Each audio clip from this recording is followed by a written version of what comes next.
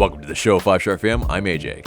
Before we get into it, become part of the notification squad by hitting the bell next to the subscribe button on YouTube. This segment is sponsored by Thinking Man Tavern, a cozy Decatur neighborhood pub. Grab a tasty beverage from a wide variety of selections and a plate of something delicious from the menu. To go, check out Thinking Man Tavern. Welcome to another 5-Stripe Weekly episode. Apologies for last week missing that episode. It was definitely a crazy time, crazy backaches, and just almost debilitating. So it was something that I needed to do just for the mental capacity and the physical capacity to be able to record last week was not the best. So hope you can forgive me for that. But yes, let's get into this episode, though, and we will cover just the match over the weekend, but we will lightly cover the two previous matches that occurred over the past week as well.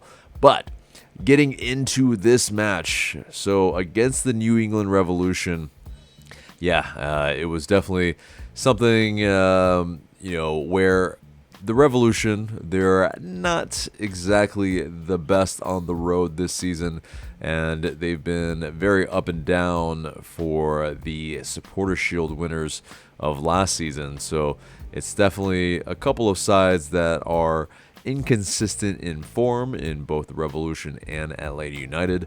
And Atlanta United, we were able to see the return, or not really a return, but Andrew Gutman did train during the week, and he started. He did, of course, go off with a shoulder/arm injury during the Nashville SC match over the midweek U.S. Open Cup game, and so he was very much a questionable, player that could be part of the squad, and instead he did start, which is great to see. But Alex DeJohn and Alan Franco, they returned in the middle of the center back pairing for Atlanta United, and Josetu was the captain again. And Atlanta United, it was a little bit of a mixed result here. Obviously, it was a draw that was 2-2, but it was definitely Thiago Almada's game not tonight, but that Sunday night game. But with the bullet of a goal, and he had an assist for Luis Araújo's equalizer as well. He was definitely carrying the team on his back at times. He was definitely always the outlet, always the guy that was finding that key pass. But so Atlanta United, it's at the very least, we came into this match, we showed some attacking impetus for sure. But New England Revolution, they started off the match very, very well. They controlled possession, but Atlanta United, we were able to find some rhythm, and it's one of those where the new DP Almada, he came in and he's showing that he can make a difference, and it's been, I think, with Almada, Moreno, and Araújo being able to start together, it's looking quite good. There's more cohesion from match to match, and the combination play is much, much better than it was previously with the attacking members of the starting 11 for Atlanta United. But there is definitely with Almada, with Ronaldo Cisneros, there's guys who are willing runners. There's guys who are able to find those runners as well. And that's been a very good difference for us to be able to start some matches quite strong. But, essentially there were Some moments that were quite shaky though for Atlanta United defensively, and I think frankly it was maybe a little too easy at times for New England to pretty much break us down and find the back of the net. Now for their goal, it was essentially I feel like a little bit shambolic of marking by Alan Franco. He was not goal side for the Buxa goal, and basically also Bobby Shuttleworth could definitely do better, and letting the ball sneak in through his legs, it's just not good enough. Also Alex DeJohn, I mean, arriving late, trying to play a little bit of that help at the very end, last ditch tackle, not quite enough, and it's just a soft goal to be able to give up, especially through the legs. It's I think Shuttleworth even said it after the match that he knows that he can do better as well. But there was essentially we played decently well in the attack. I think overall it's something that's in the grand scheme, we're looking more on the upward trajectory attack-wise. Now, of course, we've had injuries all up and down our spine. Of course, first with Ozzy Alonso, and then, of course, Brad Guzan, then Miles Robinson. Those are some pretty core players that help our defense turn that defense into attack at times as well. And with Robinson, he's that safety valve, and I think you saw with Alan Franco that maybe there is not the ability to put out as many fires as, say, a Robinson can. And so it is something pretty noticeable.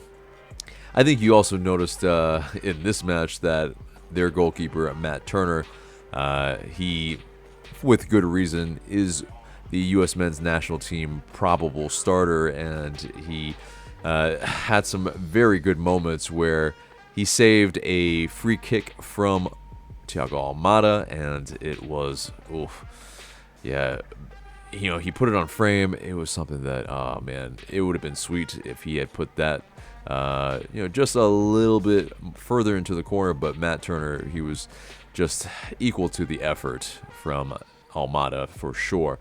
And back to Thiago Almada, there was another moment where he did a little pirouette. He shook off a couple dudes, and had he put this at least this effort on goal, it would have been quite the golazo. But it just, I think, exemplified how good Almada was in this match, and how pretty much he was running this game, bossing the attack for LA United, and it was something of a sight to behold for sure.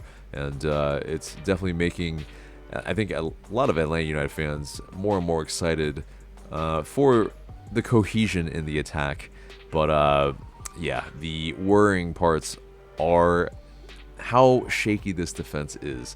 It's the set pieces, the transitional defense. It's something that's lacking a lot of maybe desire. It's lacking a lot of focus and concentration, and maybe you can give Alan Franco a little bit of a reprieve in that he did play 120 minutes against Nashville SC on Wednesday. It's maybe we should have gone with George Campbell a little bit. Maybe we should have kind of spelled him just a bit, but I think at the end of the day, George Campbell has been a little bit shaky when he's been brought in lately. So I think I can understand, and he's probably justified, at least Gonzalo Pineda, in bringing in Alan Franco again, and staying with the pairing of Alex DeJohn and Alan Franco. Because, they have been decently reliable to put out some of those fires. It's just those lapses in concentration. When we concede, we tend to concede in bunches, and yeah, we saw that against Nashville SC over the midweek U.S. Open Cup match. But yeah, you saw that in terms of the attack, just really, really good promise. It's something we can continue to build on. I mean, Luis Araújo's goal, there was Moreno who fed Almada, who fed Araújo in behind. It's, we finished the match as well. Very, very solid, trying to find a winner. So it was definitely not only the 17s bringing that energy to make the team try to find a winner, but I think there was another aspect that you saw desire to try to win, and this is a step in the right direction. Now, is this kind of probably more in the territory of what the front office promised way back when, is that we're going to be a little bit more 3-2, 2-1 type of wins where we are going for it, and the defense might give up a couple goals. It's kind of looking like it is a little bit of that, but I think a lot of fans would prefer to be able to shore up a little bit. Maybe, in the summer transfer window, we should probably target some defensive transfer targets to be able to shore this team up, because we have a few very, very important players that are out of the squad for the season, and so definitely at the end of the day here, I think it's a deserved draw. We come back from a losing position, and I think that is a positive that we can take forward, in that we keep fighting, even though were we able to find the equalizer or not, it didn't quite happen. But I think there is some good positives to be able to draw away from this. But yeah, guys, let us know what you thought of the match in the comments below. But I'll wrap up a bow on this match and get us into the news. And LA United, so they continued the 13 undefeated streak at the Benz with this match, and Thiago Almada, he got of course a goal and an assist. That tasty just bullet that he put in the far net against Matt Turner, and plus that assist got him a spot on the MLS Team of the Week. He also is up for the MLS Goal of the Week with that bullet goal, and you can vote on Twitter. This is full transparency. We're filming this on a Monday, so you can still vote if you are watching it probably on Tuesday. But so in terms of the standings for LA United, it's we're hanging on to that 7th playoff spot. It is we're just barely in there. We're at 1.36 points per game. We've won 4, lost 4, and drawn 3, right underneath NYCFC. CF Montreal, they are the top of the table at the moment. It is very, very interesting, because they're a squad that we've been having trouble with playing against lately, and it turns out, they are, top of the table for a reason. They have been playing a lot of teams tough. I think a very interesting, inclusion into the playoff race at the moment so far, 11 weeks in, a third of the season in, is FC Cincy at the 4th spot. They have 19 points. I mean, they are playing quite well behind the, striker du jour in Brandon Vasquez for them. Of course, the former 5-stripe, who is killing it with 6 goals already so far in this young campaign. So definitely very, very interesting table as it shakes out so far. So we're hanging on to that last playoff spot at the moment. But moving on, Miles Robinson, he tweeted and put out an IG post. Of course, he had surgery last week on his Achilles. He said, quote, "I can't find the words to describe all the emotions I'm feeling today, but I do know that I am so grateful to have such a loving family, friends, and fans that have been so supportive over the last few days. Day one of the comeback starts today. I'll be back. Believe that." And definitely a lot of people gave their love to Miles Robinson. It is such a big blow to lose Miles Robinson for the season. And his World Cup hopes, it's pretty grim, I would say. The World Cup does start in November, and there is an outside chance that he would be able to maybe recover in time, but would he be able to rehab in time and be able to get some match fitness? It's highly doubtful. And so it's just one of those where, man, like Miles Robinson, it's as tough as luck as you can get at the moment there. But hopefully he will come back stronger. And I think we all know that, what kind of player that Miles Robinson is. He is a beast, and he will be, someone that when he comes back, he'll be a force to be reckoned with again. But so we definitely wish him the best in recovery. So, also some news from last week. Of course, Ronaldo Cisneros, he had a first half hat trick, and that earned him a spot in the MLS Team of the Week. Also earned his first goal earned the Goal of the Week, and with all of that, he earned the Player of the Week for MLS. So congrats to Ronaldo Cisneros. Very, very well deserved, his hat trick against the Chicago Fire. Now, obviously, we didn't record an episode last week, but we won against Chicago Fire 4-1 with that first half hat trick from Cisneros, and then we bowed out of the U.S. Open Cup against Nashville SC at Utd'S Park 3-2. We had an early 2-0 lead, but we've been a little bit shaky where, keeping the lead, not our greatest strength at the moment.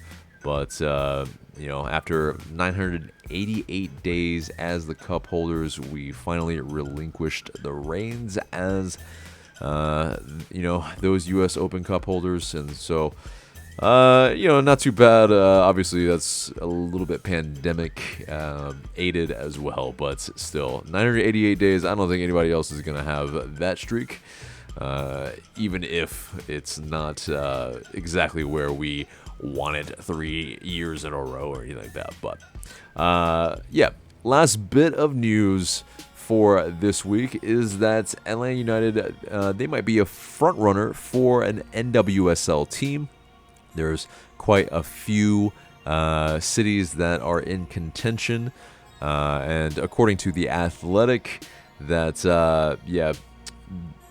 quote, a team spokesperson, that we continue to evaluate bringing an NWSL franchise to Atlanta. As part of this process, we've had several productive conversations with the league.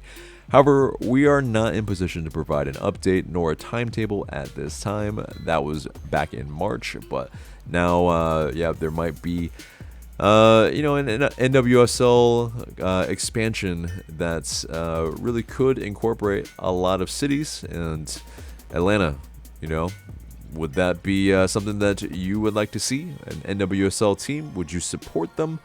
I think, it'd be amazing to be able to call an NWSL team here, for LA United. That would be quite a bit of fun. It would be, more trips to the Bends, maybe a little bit of some scheduling that will need to be had, but that should be quite fun to be able to see that. Unless, they don't play the bends. But I can't imagine that that is the case. I think that would be, quite the harsh thing to not allow the NWSL team to play, at the Fortress, or at the spaceship. But anyway, so that does it for the news and gets us to the match preview. And we will be playing at Utd'S Park against Nashville SC again. And that's May 21st on Saturday at 7:30 p.m. And so who's going to make the trip again? I know some of you made that midweek trip. 2 trips to Nashville in the span of pretty much a week and a half. Probably not too bad. I would say smoke them if you got them in that sense. If you have the ability to be able to make that trip multiple times in a month, then more power to you. But yes, so Nashville SC, we know they're one of the best defensive teams in the league. And yeah, they're a team that they will find their big man Walker Zimmerman on set pieces. Hani Mukhtar, he's one of the best players in the league, and as he goes, they go. We saw what he was all about against us in the U.S. Open Cup.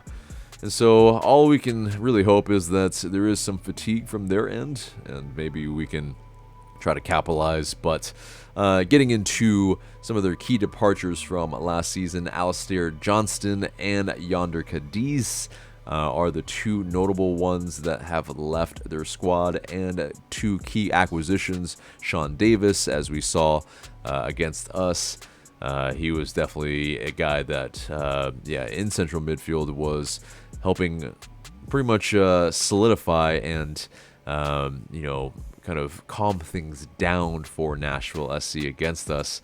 And also Teal Bunbury is another guy that is a key acquisition for them, a veteran forward. The understudy to CJ Sapong, definitely a couple guys that, can do some damage. And it is one of those. We saw CJ Sapong score against us, and yes, it is a squad that maybe isn't just brimming with attacking quality, but it is a side that can get the business done, and of course we saw that against us. Now, the predictions in the league anyway, from the pundits, they have them finishing as low as 4th, but as high as 1st in the West.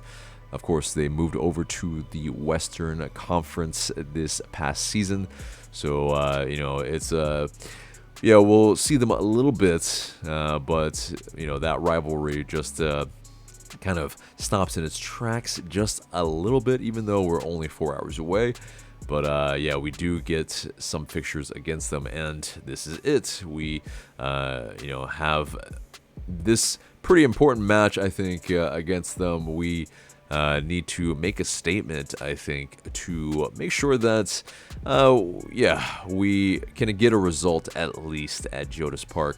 No back-to-back losses. It's something that we have to make sure we can, play to get a result. And I think we need to be on the attacking front foot and be solid at the back and make sure we do not fall asleep on any set pieces or for a longer period of time if we do concede a goal. So, getting into the starting 11 predictions, I think it's a pretty similar LA United 11 as last match, if not probably the exact same, actually. So, Shuttleworth in between the sticks.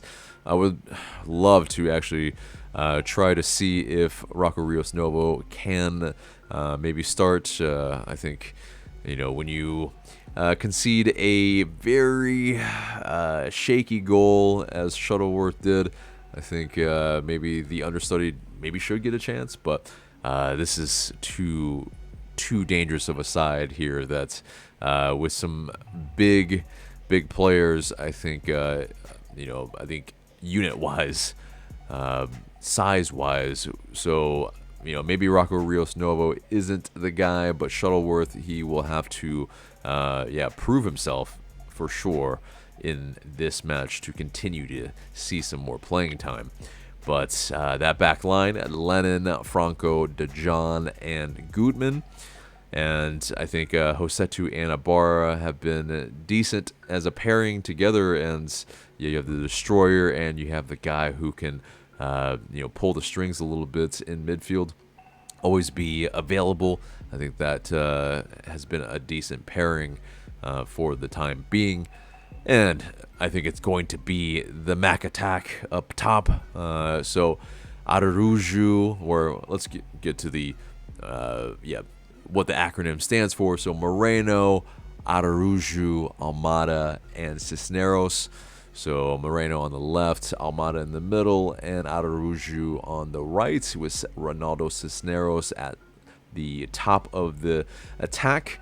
Now, we did see Araujo and Moreno and Almada really just, kind of create a fluid front three a little bit, or at least in the attacking midfield. And that did seem to kind of draw out the Revolution a little bit in some confusion on who to mark, especially when they play in tight spaces close together. We were able to do some damage, and so the more that this attack can play together, then I think we will really be firing on the attacking cylinders anyway. So, guys, let me know who you guys think should start against Nashville SC. But yes, let's get into the score predictions then. So, the score predictions, at least for me, I think we can get a result. I think it's a 2-2 draw. Maybe not as free flowing as that last match a little bit against Nashville SC. Of course, we had to go ultra defensive later on, and that's probably kind of aided into why we did bow out in the U.S. Open Cup. I think some blame can be put on Gonzalo Pineda for not managing that correctly. You're going for it, you're in the beginning, but then you are trying to shore it up and see out the match. We were not able to do that, and we, of course, lost in extra time. But it is something here where I think we can be a little bit more solid, and we won't have to play for extra time. We'll just only need to play in regulation. So here we go. I think a 2-2 draw is apt. What do you guys think? Let us know in the comments below. But guys, that is the match preview and pretty much the entire show, except for the question of the day.